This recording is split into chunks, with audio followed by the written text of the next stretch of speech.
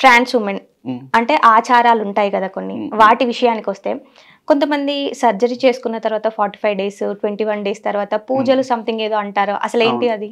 So ఆ విషయానికి వస్తే it's are culture. Okay.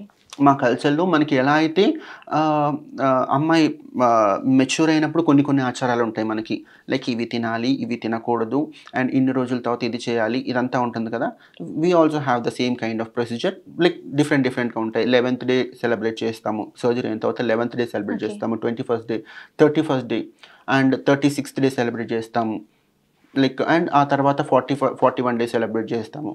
And ఇంకొకటి మ్యారేజ్ చేసుకుంటారు కదా, అంటే గురువు గారిని మ్యారేజ్ చేసుకుంటారు, అది నిజమేనా లేకపోతే ఫేక్ ఏమైనా ఉందా అందులో? మ్యారేజ్ చేసుకోవడం అంటే it's not like totally marriage.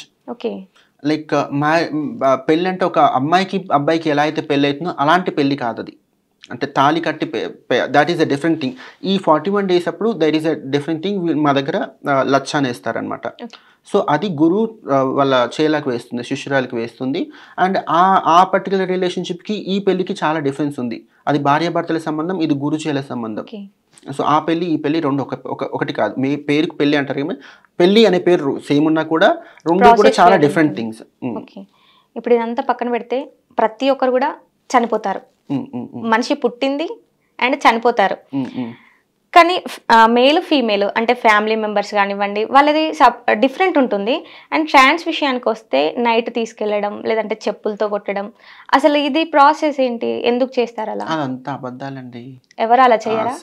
Normal గానే ఉంటుందా? నార్మల్, చాలా నార్మల్. ఆడవాళ్ళవి మగవాళ్ళ దహన సంస్కారాలు ఎలా చేస్తారో వీలైతే అంటే ఫ్యామిలీ యాక్సెప్ట్ చేస్తే ఫ్యామిలీ వాళ్ళు చేస్తారు, లేదంటే కమ్యూనిటీ వాళ్ళు చేస్తారు తప్ప అవన్నీ ఏవి జరగవు. మేబీ ఇంతకుముందు ఒకప్పుడు జరిగి ఉన్నాయేమో కానీ ఇప్పుడు అట్లాంటివి ఏమీ లేవు. ఎవ్రీవన్ ఈజ్ ఎడ్యుకేటెడ్, కొంతలో కొంత everyone educated, everyone is empowered.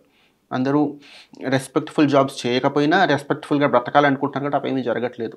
So నాకు ఒక క్వశ్చన్ వచ్చిందండి, మీరు కూతురు అని అన్నారు, ఏంటి అసలు? మా దాంట్లో గురువు చేల ఎలా ఉంటారో, గురువు చేల అంటే గురువు శిష్యువు.